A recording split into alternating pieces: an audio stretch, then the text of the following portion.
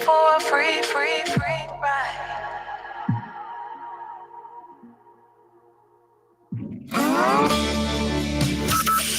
From Burleson to Venus and Grandview to Godley, this is the voice of Johnson County, Joco Community Radio. Let's be honest. Wheelchairs are heavy, bulky, and ugly. If you carry a wheelchair in your car to take care of a loved one, you know how hard it is getting that clunky, old-style wheelchair in and out of your car. Introducing the Feather Chair Wheelchair. At 13 pounds, it's the world's lightest wheelchair. It folds in seconds and fits neatly in your trunk, backseat, or closet, so you can take it everywhere. And it's only available right here. Order yours today and get a free wheelchair case, a $50 value, yours free. The Feather Chair. The world's lightest wheelchair is just $4.99 with easy payments as low as $16 a month. Sorry, no Medicare or insurance accepted. So call right now to order yours. 800-823-5826. 800-823-5826. 800-823-5826. That's 800-823-5826. If you are trying to quit drinking or doing too many drugs, listen to me. You don't know me and we'll never meet. I had a problem like you once. I drank and used to party a little too much till it got out of control and almost ruined my life. I realized I needed help to fix my problem before it totally destroyed me. If you've tried to fix your drinking and drug problem and you know you can't do it alone, you need to call the National Treatment Advisors. They'll immerse you into a 30-day program to replace your old habits with new habits and totally change your life. And if you have PPO private health insurance, the entire program may be covered. Fix your problem right now before it gets any worse. Get clean. Call now and learn more. 877-247-1581. 877-247-1581. 877-247-1581. Attention all business owners and creative minds. Do you need a unique and personalized touch for your products? Look no further than Romika Laser Engraving and Custom Designs. I'm Ron Phillips, co-owner of Romika Designs. We offer custom laser engraving services for a variety of products, including promotional items and corporate or personal gifts. With state-of-the-art equipment and a team of skilled designers, we can engrave intricate designs on virtually any material. Whether it's a special message, a company logo, or a custom design, Romika Laser Engraving will help you make your mark. And the best part, our prices are affordable and our turnaround time is quick. I couldn't be happier with the work Romika Laser Engraving did for me. The engraving on my product was precise and exactly what I wanted. So don't wait any longer to add a personal touch to your products. Call Romika Laser Engraving and Custom Designs today at 817-400-4040 or visit our website at romikadesigns.com. We look forward to helping you make your mark. Hey, travelers, do you want to save money on your next flight? Then pick up the phone and call. That's right, call, because the best prices are not online. They're with SmartFares. See, SmartFares has special deals with the airlines. When they have unsold seats, they use SmartFares to fill them. So you get airline tickets at ridiculously low prices. Our prices are too low to publish online. With the extra money you'll save, you can book another trip or treat yourself to dinner or shopping. So stop searching all of those travel sites to find the lowest price on your next flight. Let one of our SmartFares expert travel agents find ridiculously low prices for you. Call SmartFares today and get the best price on your next flight. Guaranteed. Also, save up to 50% off business and first class tickets. 855-325-1820. 855-325-1820. That's 855-325-1820.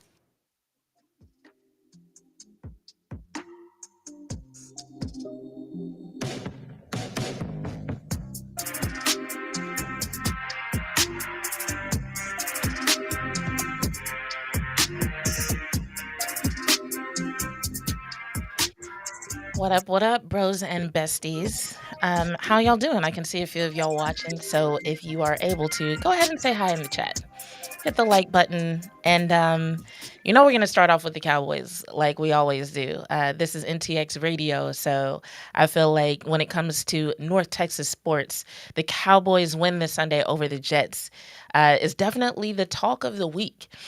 Everybody has got an opinion about how much significance to place on this win. Everybody's got an opinion on who stepped up and what it means for the future, and who might not want to give up their job when the starter comes back. So there's a lot to talk about. So let me know in the chat what you are focused on when it comes to this game and the implications. I have a few opinions of my own. So I'll get started with mine, and I'll be on the lookout for yours. But for those of you tuning in, this is another episode of Bitches Love Sports. I'm your host, Jazz Monet. And on Tuesdays, I am live at 5 p.m. on NTX Radio. So thanks for joining in.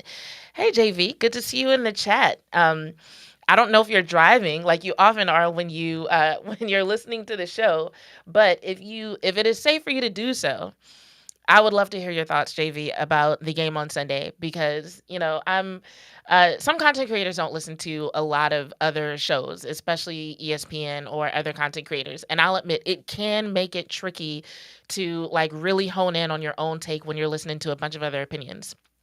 But I have been listening here and there. And I do think it's interesting that there are some people who are like, no, this one is not a big deal because it came against the winless Jets. And there are some people who are like, oh, no, this is a huge deal because look at how the backup stepped up. So I'm going to tell you guys, and I hope I don't sound like a hater when I say this. When the win first happened, I was happy that the Cowboys got a win because I want to see them do well in the postseason. And in order to even get to the postseason, you have to have a certain record, right? You have to fall within a certain range in your division. So it was necessary. But even I was kind of on the train of, okay, it's a win against the winless Jets. Like, I'm not really going to make a huge deal about it. But then when I thought about it, because I was really trying to understand why the people who were so excited about it were excited as they were. Because, like, don't get me wrong, the score is good. Like 37-22, that's solid. And they held the Jets to like 3 points for 3 quarters. But I was just like, okay, let me hear these people out, And it took a few minutes, but I was like, okay, yes, this was a win against the winless Jets, but there are so many reasons to be proud of the Dallas Cowboys for how they went about this game, and at every level too. And if you listen to Brian Schottenheimer's press conference yesterday, he talked about this a little bit. He talked about the players being the thing that really brought everything together. He called the players magic. He talked about the coaches and everything that they do to get the team ready and to have a good game plan. And he mentioned the pods that they worked in, and apparently this really intricate system of coming up with our own plans and coming together on Tuesdays. Apparently there's this whole system that they do that takes an entire week. And he even recognized front office. He gave the front office props for bringing in the type of talent that can give the Cowboys the type of depth to pull off a win like this, even when you have so many starters out. So, like, once I kind of got off my high horse and my, arms folded, just pouty face, just like, no, I don't care until they make the postseason. Once I got past that, I was just like, yo, this team really did some awesome things on Sunday. So we're going to talk about that a little bit. I'm going to look at JV's comments real quick, and then we're going to talk about some of the things that I feel like Cowboys fans should really be proud of and really look forward to when it comes to what this game said about the Dallas Cowboys. Because, yes, the Jets were winless. Yes, Justin Fields is not somebody that a lot of people respect as a quarterback. But, yes, this was still a statement game for several reasons. So JV says the thing that's making the most headlines right now is the first thing JV pointed out. 4 backups on the O-line, 3 UDFAs, 6th and 7th round picks, dominated. They did a phenomenal job. And we're going to talk about this more later. So they did dominate, especially on paper, especially compared to what people expected. But I feel like when we use words like dominated, it almost places more emphasis on their performance than what they actually did. Because I heard somebody earlier say, like, yo, that was the lowest pressure rate of Dak Prescott's entire career. And I'm like, no, it wasn't even the lowest pressure rate of the season. Dak Prescott, his pressure rate for this game was 36.4 compared to pressure rates that were in the 20s 2 weeks before, right? But I'm glad that you used that word, JV, because I'm going to talk about why it looked that way and why, even though the numbers tell us the pressure rate wasn't that good, even though the numbers tell us that this wasn't one of Dak Prescott's best games, I feel like there are reasons, largely psychological, that people were looking at this as such an amazing performance and chanting MVP after the game. JV says Flournoy is better than Tolbert. This is true, and there are also reasons for that. And JV also says we still need another RB. I agree with you on that point, especially for depth. And I think that's one of the things that a lot of Cowboys fans aren't thinking about a lot because everybody's so excited with Javonte Williams, especially if you've been watching the Cowboys for a few years now and watching what's been happening with the running game. Like, just having a running back that can actually get the job done between the tackles, like people are like, oh my God, this is phenomenal. This is what we've been wanting. But yeah, when it comes to depth, absolutely. I do feel like the Cowboys need another running back, even if just to switch it up in terms of looks, in terms of what they can do. Like, especially getting a running back who's like really versatile, and they can catch passes. Obviously, even if just for the sake of fitting in with the rest of the offense, they're going to have to find somebody who can pass block because, and I said this on Twitter, these dudes is blocking their ass off. And I mean everybody. But really, that's how it should be. And I think it speaks to what Schottenheimer has been doing with this offense. And this is kind of where we can start to talk about psychologically why people felt like this was such a dominant performance by the offensive line. I think one of the main reasons is that it wasn't just the offensive line, right? It wasn't just the offensive line. I think people saw how aggressive the offense looked. And of course, everything starts in the trenches. So if the guys on the O-line were not doing their job, then no, the offense wouldn't have looked that good. But I think when people saw how aggressive the offense looked, they attributed it to the O-line. And so, like, yes, they were responsible for a large portion of that. But when you actually look at the offense as a whole, what I saw was people who took their role on the field very seriously. And what do I mean by that? I mean, when you really think about offensive production, you have the quarterback, and then you have whoever is going to be handling the ball. So if that's a run play, that's the ball carrier, usually a running back. If that's a pass play, it's whoever's going to catch the ball. And then a lot of times receivers are expected to run their routes just in case, a quarterback has to do a check down, Because usually going in, like before the ball is snapped, a quarterback kind of has an idea of where they want the ball to go, who they want to get it. And sometimes that may change depending on what may happen with coverage, so on and so forth, right? But this was a game where everybody was clicking on all cylinders and it made everybody else look good. It's a definition of synergy, right? Synergy is when a whole is greater than the sum of its parts. It's when you add 1 + 1 and somehow you get 5 instead of 2. It's when you add 2 + 2 and somehow you get 6 or 8 instead of 4. And it's like, how did that happen? Well, when it comes to cooperation and teamwork, that's what they would call synergy, where you look at a team and you say, okay, you've got 4 of your starters on the offensive line. They're out. Your biggest offensive weapon, CeeDee Lamb, is out. Kevontae Turpin, who has been a great contributor on the offense, he's out. What is this offense going to really be able to do, especially against a team that, although winless, they do have some solid people on their defensive line, right? But that's where synergy steps in. That's where you see George Pickens, had Sauce Gardner on his ass the entire game. But he still played his role like he was going to catch a pass every single snap. But that's because that's what he's supposed to do. His job was to occupy Sauce Gardner, right? And so on plays when guys, you could tell they knew that, they weren't going to get the ball. They weren't just standing around. They weren't being lazy. They were blocking. And it was to the point where I saw it on the broadcast view. A lot of times things like that I might not notice or give credit for until I go back and watch, or unless there's like an injury or a significant play. But this was something where everybody was so bought into what they were supposed to do. Like, if I'm not getting the ball, I'm finding somebody to block. I need to help this offense. And it was so obvious that even as early as the first and second quarter, I was on Twitter like, yo, these dudes are blocking their ass off, right? And you even had a lot of formations where, the O-line was on point, but, they were being flanked by 1, sometimes 2 tight ends, right? So this was a situation where everybody on the offense bought into what they were supposed to do. And I think that's why, like, they even asked Dak Prescott about it in his press conference. They were like, "Did you hear the MVP chants? How does that make you feel?" And even Dak Prescott was like, "Well, first of all, the only thing I care about is a championship. Secondly, this wasn't really my best game. There were a lot of things that I could have done differently. My completion percentage was relatively low, and I need to go back and look and see why that is." And that's really why I even looked back at a lot of the offensive film, because like I was very invested in the defense, and we'll talk about that in a second. But when Dak was like, "I need to go back and see why that is," I was like, I'm curious as to why that is too. And I started looking at the offense, and I was just like, nah, everybody's bought in. So it's like you're able to be more aggressive in the run game. People being bought in is like, yes, Javante's long runs had a lot to do with just his aggressiveness, him being able to read and just do things on the field. He's able to create, right?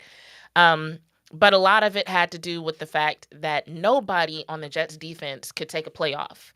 They couldn't take a breather. Everybody had to be on guard, because like you either had somebody to watch, somebody to guard, or somebody was going to come and hit you. Like there was no play that they could take off. And I feel like that made a big difference. And like even when Dak said that he had to see why his completion percentage was so low, the first thing I thought about was the fact that he was getting the ball out so quickly. And some of those passes like looked like really hard. And I know for receivers, it's harder for them to catch a pass that's thrown really hard.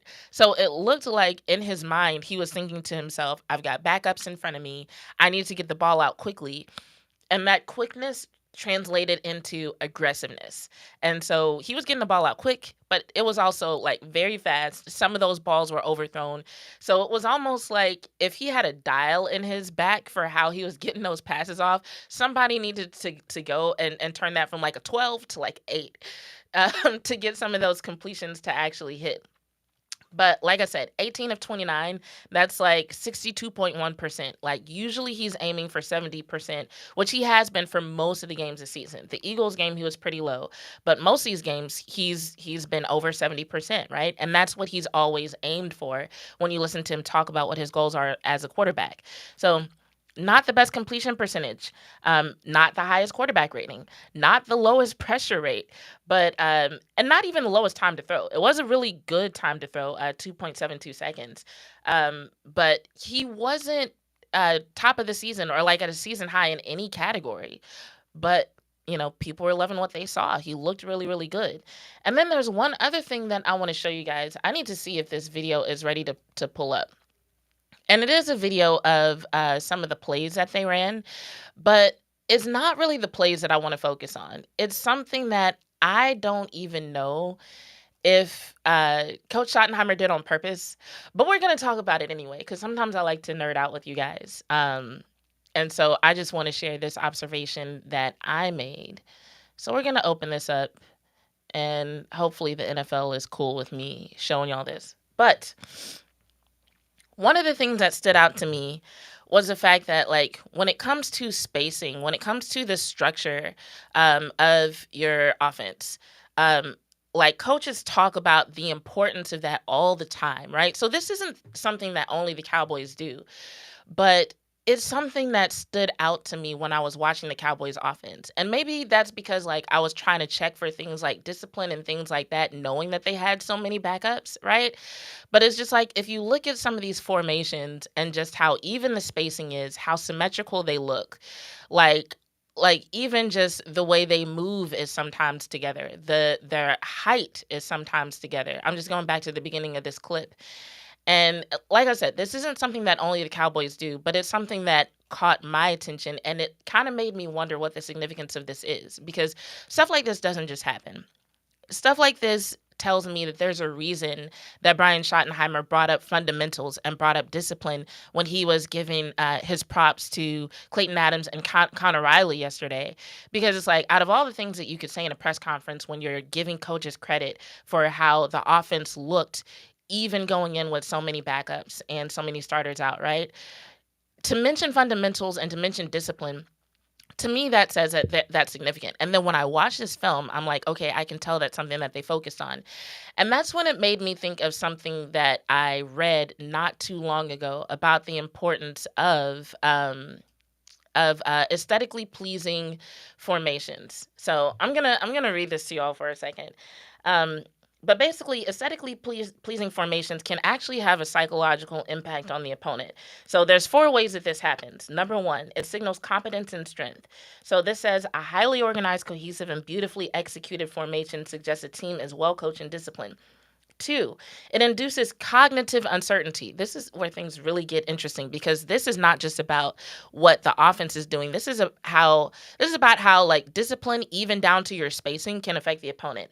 So it says an aesthetically pleasing yet highly complex formation can create uncertainty and confusion for the opposing team. This is similar to how complex works of abstract art can confuse an observer. The opponent must spend more time and mental energy trying to decipher the formation and predict the next move, leading to mental fatigue and slower decision making. And so I thought that was interesting because we talk all the time about how one of the things that a team wants to do is to cause like confusion and hesitation on the other side of the ball. And it doesn't have to be a ton. If it's just like a second, a fraction of a second, just something that gets them to hesitate, something that gets them off the ball a little bit slower, that can be just the advantage that you need in order to execute the way that you need to execute. So looking here and seeing how things like even spacing, even height, being disciplined in your formations can literally cause cognitive uncertainty for the opponent. I was like, wow, that might be more significant than I think a lot of Cowboys fans will realize. Number 3, it elicits frustration and reduces morale. When an opponent finds it difficult to break down a well-structured formation, it can lead to frustration and a drop in morale. This can happen when a team with a strong defensive formation successfully promotes compactness and regularity, effectively limiting the opponent's options. And then number 4, it influences perception and confidence. And so this is one of the ones that I really liked. It says the apparent strength or weakness of a formation can affect both teams' confidence. A visually impressive and successful formation can boost the confidence of the team executing it, making them appear even more dominant to their opponents. This dynamic is an element of psychological warfare. So I thought that was interesting. And once again, I don't know if this is something that Shoddy or Clayton Adams or any of them did on purpose. Like you can tell that they implemented it on purpose. Like stuff like that doesn't just happen. That's something that they had to work on.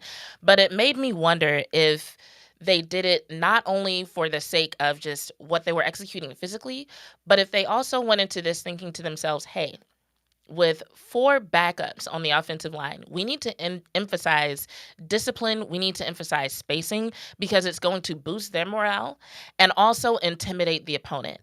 I just wonder if that's something that they thought about, because like the people who write this stuff, and this is like a summary from a few different sources, the people who write this stuff, they study it. They study psychological warfare. They study the art of war, right? So this isn't just something that like people are pulling out the ass. Like this is stuff that's coming from like sports psychologists who say, like, yeah, when you actually have a disciplined team, when you have an aesthetically pleasing formation that is symmetrical, that is even in spacing, it can literally impact your opponent. So I thought that was pretty dope. Let me look at this comment from JV. We've heard the phrase mishaps happen in one way or another. It seems the Cowboys find awesomeness every single time goofy stuff happens, in my opinion. That definitely seems to be the case this season. Absolutely. So on that note, I also want to talk about the defensive side of the ball. Now, I didn't pull any clips of the defense, and that was just due to time. There actually was one particular clip, and it wasn't one clip. It was something that happened several times throughout the game, and I'm trying to pull it up in my notes. But it was something that they ran on 3rd and medium a few times. Let's see. Okay, so here's what it looked like. It was a 6-man front, and it was a DE, an LB, an LB, a DT, and a DE. So for those following along, a defensive end, a linebacker, a defensive tackle, and a defensive end. And that was a front that they ran a few times, and it was on 3rd and medium. And I don't remember seeing that as much before. Now, I have found time to watch more film than I normally watch, so it could be something that I just completely missed before. But essentially what they would do is they had this 6-man front, You had the two linebackers in the middle, which in the second half, it was usually Shamar James and Kenneth Murray. And we're going to talk about the Shamar James of it all in a second. But it was usually two linebackers in the middle. And so, like, let's say when it was Shamar James and Kenneth Murray, I think in the first half, there were a couple of times it was Kenneth, or at least one time it was Kenneth Murray and Sanborn. I'd have to look back. But so when it was Shamar and Kenneth, Shamar would go with the other defensive linemen, and so they would pressure the quarterback, and it was Kenneth Murray who was hanging back as a spy, right? And so this was something that I was pretty sure caused a little bit of, like, I guess, confusion with Justin Fields, because you could kind of see him hesitate, and the need for that formation points to another reason why I think people were so impressed with this win. So going into this game, and I don't know if a lot of people realize this, but going into this game, the Cowboys were actually an underdog. Only a slight underdog, but they were an underdog. I think it was like, I think the Jets were given like a 55% probability of winning this game, right? And so you might think, like, why would the Jets have have a higher probability of winning the game than the Cowboys, when at least the Cowboys had won some games, you know? And so I think it had something to do with the starters being out, but I think it also had to do with this stat that came out about Justin Fields before this game actually took place. And this is from Next Gen Stats. It says Justin Fields is the only quarterback in the NFL to have carried the ball at least 10 times on designed runs and when scrambling this season, 11 apiece.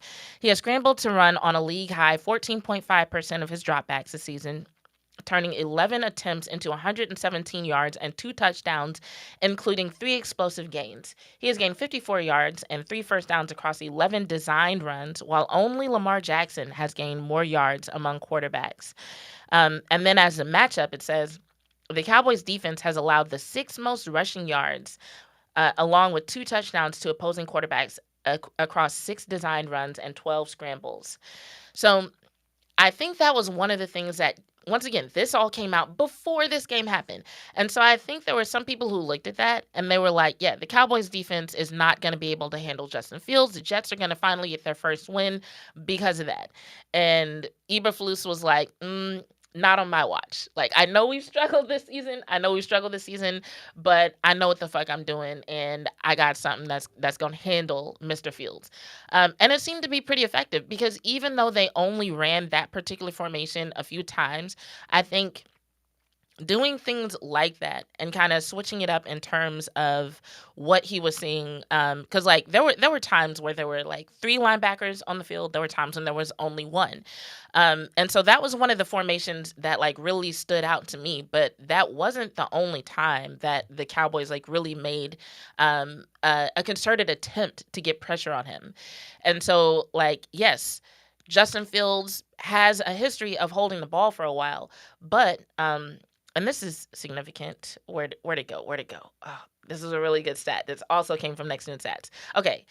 It says the Cowboys defense recorded a 50.9% pressure rate in their Week 5 victory over the Jets, which is their highest mark of the 2025 season, and they averaged just 2.32 seconds to generate pressure, their fastest time of the season. So them being able to keep Justin Fields from getting as many yards and from executing the way that he was leading up to this game, executing in the way that led a lot of people to believe that the Jets were going to get their first one of the season, a lot of that, it didn't really come into play here, you know? So it's like, yeah, you could say, oh, Justin Fields holds the ball for a long time. But like it says here, the Dallas's defense averages 2.32 seconds to generate pressure. Like, that's their quickest time of the entire season. So, like, yes, part of it was the Jets, but part of it was the Dallas Cowboys actually executing better than they have the entire season. And so now, before we go into the break, I do want to just call back to last week's episode where I talked about Maris Lewis-Fowle and him not getting enough snaps because with Sanborn going out of the game due to a concussion, and I do hope he gets well soon, a lot of people expected Maris Lewis-Fowle to get more snaps. So I'm just going to say, from what I saw, I'm still not sure why, but Maris actually got less snaps, or less defensive snaps at least, than he did last week. And he's still only being used when there's 3 linebackers on the field. And it looked like when Sanborn was out, it was actually Shamar James who got the bulk of the snap. As a matter of fact, for pretty much the entire fourth quarter, the Cowboys only used two linebackers, and it was Shamar James and Kenneth Murray. Um, and there were still some instances where Reddy Stewart was being lined up in a position where you would normally see Maris Lufau if they had three linebackers on the field. So I don't know what that means. Now, I'll say this. Maris did have more tackles than he's had in any other game. So we are seeing that improve. It looks like he's making a concerted effort to, be better with his tackling and be better when it comes to, approaching a guy with speed and actually, kind of working on his technique and working on his accuracy when it comes to that. So maybe we will see a change, maybe we won't, but it's really just hard to tell from how he's being used what exactly the defense or what exactly Eberflus thinks of Maris Lufau and how he should be used and how he could be used. Because there are some people who might look at it and, they say things like, "Oh well, Murray and Sanborn, those are Eberflus's guys." But I feel like Eberflus has no incentive to just let the defense underperform. So we're getting close to the break, so we'll definitely talk about this when we come back from the break. We'll wrap that up, but then we're going to talk a little bit about what the hell is going on in the WNBA and if there might be a lockout or if Adam Silver and Kathy Engelbert are going to pull rank and ensure that there isn't one. So some interesting things came out today, and we'll talk about it after we pay a few bills. Go ahead and drop your takes and opinions in the chat because we will talk about those when we come back from the break as well. I do want to hear from you guys. So thanks for tuning in. Hang with me for just a couple of minutes, and we'll be right back.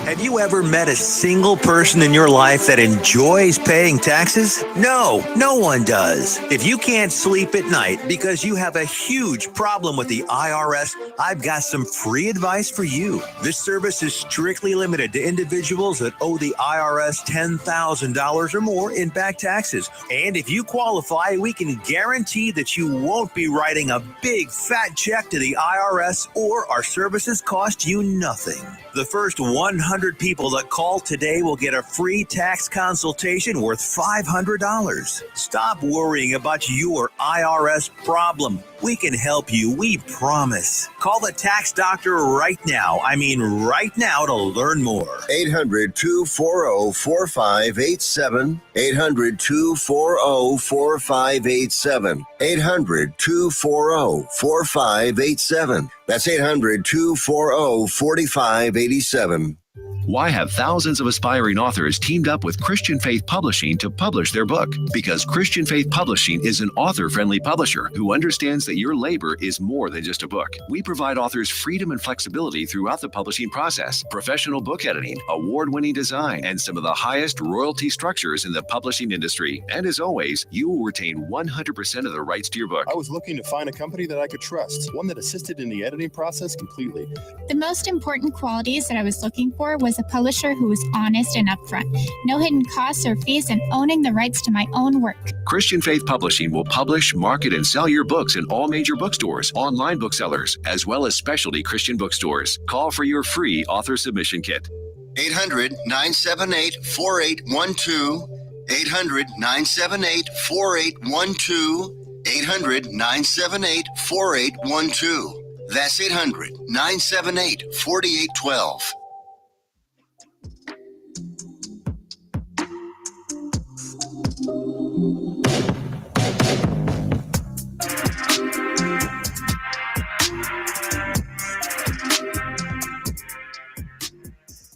What's up, bros and besties? So while we were going to break, Clement popped into the chat. Good to see you, Clement. And mostly agreed with JV. I mean, JV did make some good points. So, I also agreed with JV. But it did remind me that I didn't talk much about Ryan Flournoy. And honestly, I should give him more flowers. But I'll touch on it real quick, and then like when I do my midweek podcast, we can talk about Ryan Flournoy a little bit more and for a little bit longer. But like I feel like his size and aggressiveness is just really working to his advantage in this situation, because he's become a target that can really be trusted. And if you listen to him talk, like he's been talking about it for a while, that just feeling like his time is coming, putting his head down, continuing to work, so on and so forth. But like this was a situation where I feel like just the physicality worked to his advantage. And so when it comes to him being better than Tolbert, like I really feel like that's the biggest difference. Just the size, the aggressiveness, the physicality, just that like you could see it in some of the passes that he caught, and especially in the times that he got yak. Just that physicality, that determination to get the ball, to get to a point on the field, like it can make all the difference. It's one of those things that people talk about, like it's almost like it's more philosophical, almost like it's one of those good things to just say, like, oh yeah, this guy has a really good mindset. But like, no, that mindset is translating into action. It's translating into results. And yeah, I really feel like Jalen Tolbert is stepping up in a lot of ways as well. So I don't want to downplay that. Like when I saw Jalen Tolbert blocking, I was just like, oh my God, like he's really been working on this, because I feel like we've seen Tolbert make attempts to block before and they didn't go so well. But if it's been happening since earlier this season and I missed it, that's my bad. But this past game, I really felt like Jalen Tolbert was actually making such an impact with his blocking. And so I feel like that physicality is coming along for him too. Like he's figuring out what his superpowers are and how to use them, So I don't want to downplay that. But right now, in terms of like contribution, like Ryan Flournoy is undeniable. Like it's undeniable. So I definitely understand why fans are excited about what they're seeing from him. And like honestly, like there's been a lot of talk about what's going to happen when starters come back, and it could be that Jalen Tolbert sees less snaps than he did when CD was there before and healthy. That's possible. But it's like I don't want people to see that and start thinking like Tolbert sucks. He does not. We've just got some solid people in the wide receiver room for the Dallas Cowboys. So it's like if you think about like CD Lamb, George Pickens, Kevontae Turpin, Ryan Flournoy, that's a really solid core, right? So like being fifth or sixth in that room is like nothing to sneeze at, And as we've seen, you never know when that person is going to be needed. You never know when that fifth person is going to be needed. So this isn't like Jalen Tolbert sucks, he's trash. This is just like, yo, they've got some solid people in there who like really have found their superpowers and they're making a difference. So yeah, and I know that's probably tough for him to take, and I feel like some of the coaches have talked about it, how tough that is for him to deal with, considering that when Jalen Tolbert came to the Cowboys, he was expecting to be wide receiver too, and so like that probably is tough to deal with. But like the Cowboys just have some talented receivers. That's a tough room to compete in this year. Clement says WNBA is definitely heading to a lockout. We're going to talk about that in just a second. The players are making it clear that they aren't happy with Kathy Engelbert and the rest of the WNBA and the rest of the WNBA. But in the end, it is up to Adam Silver. I'm glad you mentioned that because that's the part that has not been talked about very much so far. That's the part that started making headlines today, but really has been lurking in the background this entire time. But Adam Silver is just now being vocal about it. So last week, I talked about Nafisa Collier's response, or not her response. We talked about her statement. And since then, Kathy Engelbert has responded. And I didn't pull up Kathy Engelbert's response just because, one, it's 20-something minutes long. That would take a whole segment. And I don't want to respond to the whole thing. But what I will say is that a lot of her response sounded almost dismissive. Like if you go and listen to it, and you can find it, it's on YouTube. Just type in Kathy Engelbert press conference, and you'll see it. But it's like she starts off talking in a scripted way about the finals, and then when she starts talking about what Nafisa Collier says and how she felt about it, her tone doesn't change. It's like she's still just reading off a script and doesn't really even seem to feel a way or anything about the news that's come out or her role in it or any like there's just no perception of remorse. It's almost like she's just reading it out of obligation. So after that happened, I wasn't mad at any player who was kind of like fuck Kathy after that, which I don't think any player actually said that. So like don't get me wrong, I don't think any player actually said that, but from what they did say, from what was coming out on social media, that definitely was the vibe, you know. Um and then when it comes to Nafisa Collier, so before that press conference, there was talk of Kathy Gilbert and Nafisa Collier sitting down because Nafisa Collier is the VP of the Players Union. So it's not like, oh, any player can just go talk shit about Kathy Engelbert in public and then they're going to have a sit down. Like, Nafisa actually has a position. But there was talk about them sitting down and I guess having some sort of discussion. Since then, Nafisa Collier has said, Collier, I always accidentally call her Collier because, like, let me tell y'all, I grew up in Louisiana, and in Louisiana, a lot of last names that end with IER, like Saunier, they end like that, like with the A, not an ER. So it's like weird for me to see Collier in my brain and say Collier. So pardon me there. But yeah, since then, Nafisa Collier has said that she's not going to meet with her. And I think a lot of it has to do with the fact that Kathy Engelbert basically was like, oh, yeah, there are some inaccuracies there, which is a very politically correct, a very press conference-esque way of saying what this person said isn't true. And I don't blame Fee for feeling a way about that. But Nafisa Collier did sit down with Kamala Harris and actually talk about why she canceled the meeting. And so we're going to listen to that real quick, and then we're going to talk about what Adam Silver said today. I never had planned to do that before. You know, I am on the union for our CBA negotiations, like our collective bargaining negotiations for our league. And so for so long, I felt like I saw what was going on behind closed doors. For so long, we tried to have these conversations and move the needle in those meetings that we would have with the league, you know, within our leadership. And I saw nothing was changing. You know, coaches, winning and losing alike, were complaining about the same things over and over again, players over and over again, and we weren't seeing a change that our leadership was trying to make. And I think I just got to the point where I was fed up. Yeah. And, you know, you talked about this with me backstage and it just resonated so much. It's just like, whether I was gonna get, you know, annihilated for this or people were gonna support me, I felt what I was doing was right. I felt like it needed to be said. So no matter the consequences, I felt like it was something that needed to be done. I never. Okay, so that was Nafisa Collier talking about why she decided to go public with her statement in the first place. And like I said, since then, she has canceled the sit down with Kathy Engelbert. And that led a lot of people to believing that there was going to be a lockout. And, you know, for context, for people who may not be up to speed, the current CBA is in place until October 31st. So this entire time, the narrative has been that if the WNBA and the Players Association could not come to some sort of agreement by then, there would have to be a lockout because there would be no CBA in place. And you know, the WNBA doesn't have to go through it again themselves. Like, you can even look at other leagues and other sports and what happens when there's no CBA in place. Like, players are not about to play or do anything when there's no CBA in place. And so, yeah, it's really not a good look, especially with it being that it looks like Unrivaled is not only thriving, but they're planning their next season. That's going to go off without a hitch. And, you know, by the way, it's Nafisa Collier and her husband who are co-owners of Unrivaled. So there are a lot of wrinkles to this situation. But when it came to the issue of the lockout and what this tension is between the players and Kathy Engelbert, this is what was reported on ESPN. Well, it's an AP article that was posted on ESPN.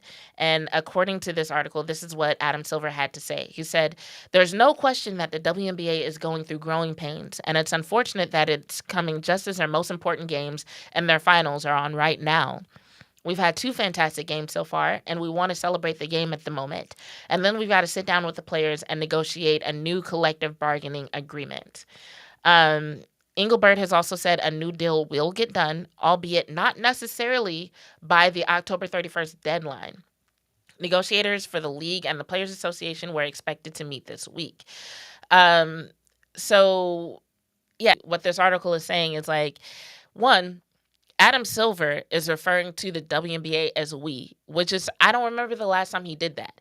But for clarification, while Adam Silver doesn't have a title in the sense, like, he doesn't have a position with the WNBA in the sense of like an actual title, but he is a commissioner of the NBA, and the NBA is a parent company of the WNBA. So I think I've talked about this before, especially when I was talking about their revenue and just how they're like, the WNBA isn't completely in control of their own revenue.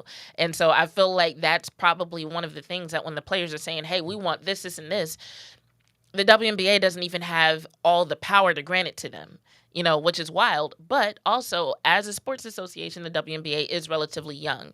And so when Adam Silver refers to growing pains, I think one of the things he's talking about is the fact that there are a lot of sports associations that within their first 3 decades, which is where the WNBA is, they had to deal with stuff like this, and stuff like this is what determines the future of any particular sports association, the history of the NFL, and how there were 2 failing leagues that kind of came together and formed the NFL. And that kind of set the precedent for other leagues doing that. So last year we saw the XFL and the USFL come together and form the UFL. And so a lot of times there's that kind of tension. And like even after the NFL was formed, there were different times where there was either a lockout or a lockout threatened or just tense CBA negotiations. It's part of having a professional sports association.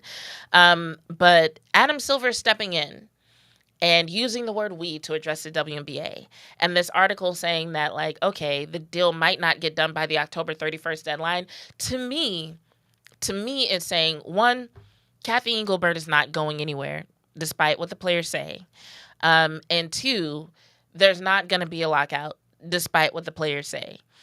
And there are 2 ways this could go. This could end up being a good thing where it gives them more time to repair the relationships that need to be repaired in order for them to negotiate properly and get a CBA done. Or it could be a sign that Kathy Engelbert and Adam Silver are pulling rank and they're basically telling players, hey, we hear you, but we don't care. You're either going to take what we give you or we'll put somebody else in your spot. And that's in terms of not only money, but also who's in charge. Because there's been no talk by Kathy Engelbert of stepping down. She hasn't put out a second statement where she sounds any more remorseful or has any regret or has even talked about trying to get Collier to, reschedule their meeting or anything like that. You don't hear Adam Silver talking about, what might happen if Kathy Engelbert has to step down. He just says they keep saying relationships need to be repaired. And so Kathy Engelbert has been in place since 2019. So she's seen a lot of growth for the WNBA, and I can't really blame her for wanting to stick around now that a lot of the work that went into this growth is starting to pay off. But at the same time, it's kind of like you have to say more than just, oh, we're going to get the deal done. You have to say more than just, oh, well, it's unfortunate that this is happening when the finals are happening. You have to acknowledge it as more than just growing pains. And it could be growing pains, right? Other sports leagues that went through this, it wasn't as public. Like when the 2 leagues came together to form the NFL, not only was there no social media, there was no internet. We don't know what kind of conversations were happening at that point, right? And so it could be that in hindsight, people do look at this as just growing pains. But right now, what it looks like is a leadership and an ownership of the WNBA that's just like really dismissive and really inconsiderate of their players. And just basically saying like, hey, we know you thought if you just held on until October 31st, there would be a lockout and our hands would be tied.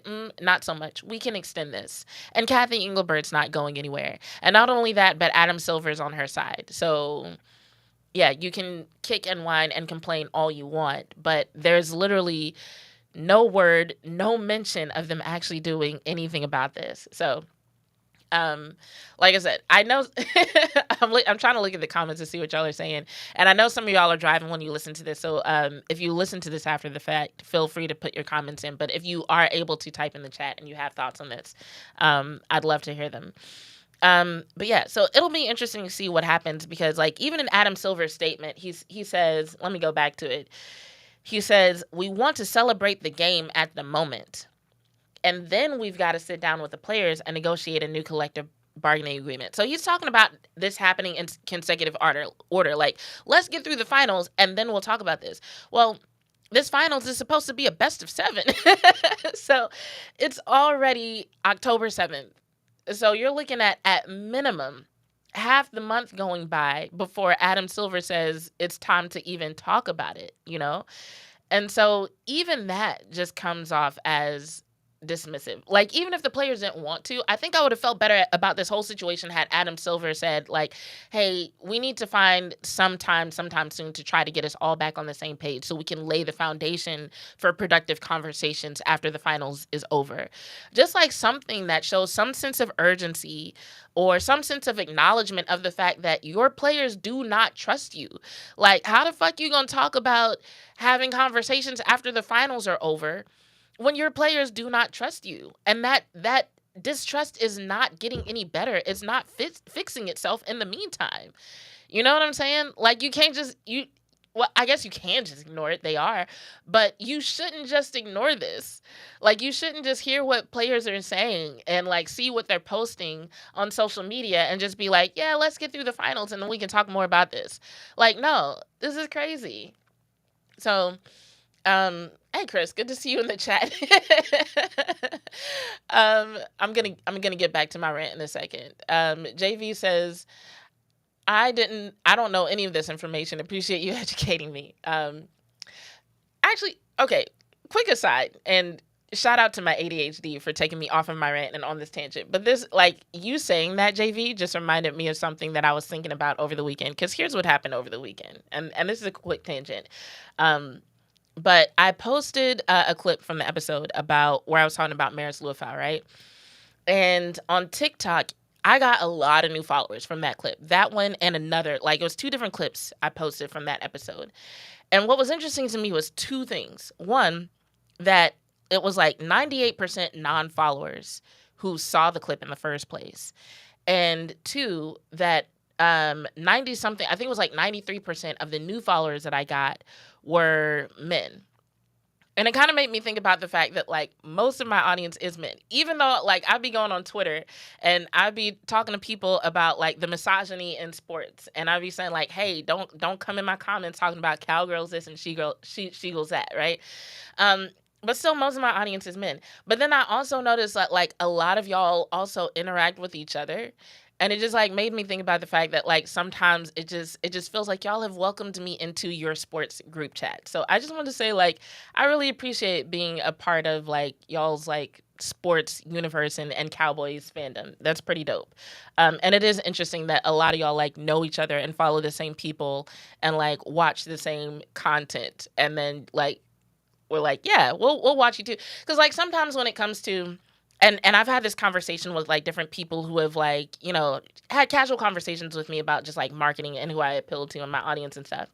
And they'll say things like, well, you know, sometimes men are afraid to, like, show their support for a woman because it looks like simping. Or, like, if they give you super chats, it looks like, you know, they're trying to get your attention and they don't want to do that, like, in front of other men, you know. But it doesn't really feel like that with y'all. It just feels like, you know, we're all part of the same fan group and it's just, like, a community and it's cool. I don't know. I just appreciate that. I appreciate that there's not, like, a lot of toxic ass bullshit in the chat and that y'all continue to support me because some of y'all have been watching my show for, like, years. So that's pretty dope. Hey, Chris, good to see you in the chat. And yes, you are late. At some point, you should go back to the beginning and watch the first segment. That's where we talked about most of the Cowboys stuff. But yeah, getting back to the WNBA stuff before I sign off here. I'm not going to pretend like I know what's going to happen because I feel like while other professional sports associations have gone through their growing pains, and I've said this before, there are things that are unique to the WNBA that will make this situation different and also have yet to be acknowledged. And the main things that I've mentioned in the past, and even with these CBA negotiations that happen between ownership and management and the players, it still comes into play. But, like, when it comes to battles that involve public perception and public support, no other sport has had to deal with misogyny and queerphobia the way that the WNBA does. And I think that comes into play a lot when it comes to especially like new media, like podcasts and social media coverage, because like there's some things that are considered media that's really just Twitter accounts, right? That are covering the WNBA, or they're just Threads accounts, they're just Instagram accounts. And so when it comes to coverage, especially by those type of platforms, those things really come into play. And so those things come into the conversation. Like, I don't know what the players are asking for, but when you think about how dismissive Kathy Engelbert has been about the fact that those things are issues, that they are factors to be considered when it comes to your treatment, your coverage, and your pay of these women, you can't just ignore that. You can't ignore that, like, when the NFL has had to do their CBA negotiations, it was like the billionaire owners of the teams and their commissioner. They didn't have a parent company, especially that was mostly men. They didn't have a parent company that came in and said, like, okay, here's what you want to do, and here's what the players want, and here's what we want too. Like, the NFL doesn't have an Adam Silver that's, also over Roger Goodell. Same thing with the NBA. There's no parent company of the NBA. So like there's no like person over Adam Silver who also has a say. So all of that is significant with the WNBA. All of it's going to affect how things play out. And so it'll be interesting to see how it plays out, because I think the amount of involvement of Adam Silver and how they decide to go about this moving forward is going to say a lot about the WNBA, what they think of their players, and I think it's also going to impact public perception in a lot of ways. So it'll be interesting. It'll be interesting, guys. And thanks, JV. I appreciate you saying that I know my shit, because, like, it's been a long journey getting to the point where I actually feel like I know my shit. And honestly, I feel like I'm still evolving, because it's like I went from just like basically a podcast that was hosted by a fangirl who liked to talk about cute players to me being like, oh, I actually want to like talk about this from an informed perspective, not just to learn the game, but it's just like there are so many stories that are significant, even when it comes to like off the field stuff or the business side of the sports, that are intertwined with what happens on the field. That I feel like it's important to know kind of all aspects of it, and now I'm like, okay, I feel like I'm getting better at, the watching film, the breaking down the game. So now I'm like, how do I incorporate my personality back into this? And it's been a fun journey. And like, if you would have told me this is where I'd be after 4 years, like if you would have told me this back in 2021, I'd be like, wait, hold on. How the fuck did I end up in Dallas? Why am I on a radio station? What the fuck happened? But I appreciate the acknowledgement. But yeah. Before I get out of here, I do want to say one thing about the WNBA and tie it into a larger message, because I think it's so interesting to watch the WNBA and consider how just a couple of years ago, they were talking about, Angel Reese and Caitlin Clark going into the league and just how much growth it was causing and all the good it could do for the league and just all the new eyes that were on the league. And it was all about growth, bigger audiences, more coverage, better media rights still. That was the entire conversation. And now here we are, possibly approaching a lockout, and you have all this tension. And it just made me think about how quickly things can change in life. And so, as I've said before on this show, as it is in sports, so it is in life, right? As it is in sports, so it is in life. And that's a phrase that I use a lot of times when I talk about messages in the world of sports that also translate to real life, non-sports situation. And so not only is this situation with the WNBA a good example of it, you can see it even whenever it comes to like players. Like you look at like the family of Deion Sanders, like how a couple of years ago, it was all about all the good stuff that they were doing for Colorado and, how Colorado's audience was growing and how they were doing things for the team that they, that the school hadn't seen in decades. And, Deion Sanders was like, I'm coming here, like I packed my bags and they Louis, yada, yada, yada. And then next thing you know, he has to have several surgeries to protect him from life-threatening illnesses to the point where he doesn't have a bladder. Shiloh Sanders is not even in the league. Shedeur Sanders is not exactly the most liked person in the NFL. And it's like, they kind of went from Louis bags to considering Deion Sanders' situation. They went from Louis bags to diaper bags. And I'm not saying that to be mean or dismissive of his illness, but it's like that's something that nobody saw coming, Or even when you think about like my alma mater, Vanderbilt University, who I definitely need to talk more about, especially next week. A few years ago, they were looked at as just like people were talking about like, why are they even in the SEC? They shouldn't even be in the SEC. To now, they're 5-1. They went into this game against Alabama undefeated. People are still expecting them to bounce back and make the playoffs. And it's just really interesting to see like how things can go from terrible to great or great to terrible and back again. And it makes me think of when my dad used to tell me when I was going through a rough time, he'd be like, hey, don't worry about it. It's only temporary. There'll be better times, and then those times will be temporary too. And sometimes I'll be like, great, everything's temporary, and kind of roll my eyes at it. But lately, it's just a reminder that just like, hey, things are going to change. So like that solution that you're looking for, it might not even be invented yet.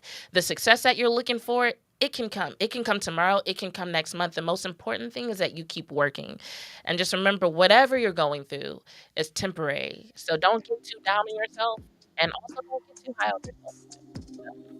Anyway, I'm going to go ahead and sign off. I'll see y'all later this week. Keep those notifications on. This has been another episode of Bitches Love Sports. I'm your host, Jazz Monet, and I'm out.